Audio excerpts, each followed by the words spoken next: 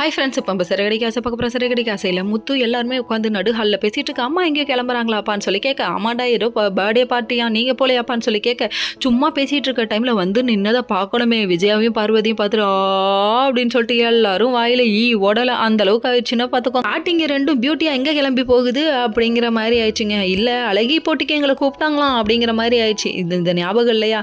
அதாவது உங்களுக்கு எல்லாம் வாழ்த்துக்கள்னு சொல்லிட்டு கையை கொடுக்குறாங்க. யார்? நம்ம மனோஜும் நம்ம ரோஹிணியும் தாங்க. உங்களுக்கு கை கொடுக்கறதுக்கு முன்னாடி அந்த கையை எங்கே வச்சிருந்தான் தெரியுமான்னு சொல்லிட்டு ஒரு டைலாக் வருமே, அந்த மாதிரி ஆயிடுச்சுன்னா பார்த்துக்கோங்க. உங்களுக்கு சிங்சாங் கொட்டுறது இவன் தான், இதுக்கு முன்னாடி எப்படி இருந்தான் பார்த்துக்கோங்கிற மாதிரி ஆயிடுச்சு. கடைசியில் பார்த்தா உங்களுக்குலாம் அழகாக இருக்குன்னு போடுறான் அப்படின்னு சொல்கிறாங்க.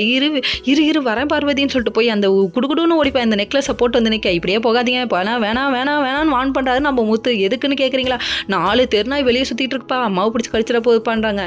அப்படியே கடிச்சாலும் விஷத்தை தாக்காதுப்பா, உனக்கு புரியலப்பா அப்படிங்கிற மாதிரி. ஒரு வேலையாக ஃபங்க்ஷன் கிளம்பி போகிறேன்னு சொல்லிட்டு இங்கே கிளம்பி நிற்க, எப்பா நல்ல வேலை நீ போலப்பா, இல்லைனா ட்ரௌசர் போட சொல்லியிருப்பாங்கப்பா அப்படிங்கிற மாதிரி ஆச்சு. ஐயோ ஆமாண்டா அப்படின்னு சொல்லிட்டு இவங்க உசார் ஆகிட்டாங்க.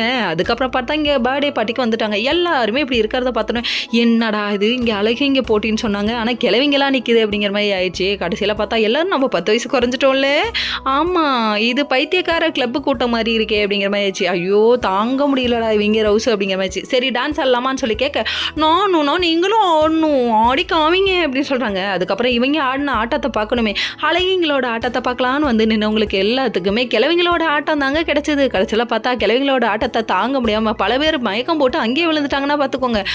மாப்பு இதுக்கப்புறம் வைக்க போகிறான் ஆப்பு. ஓகே.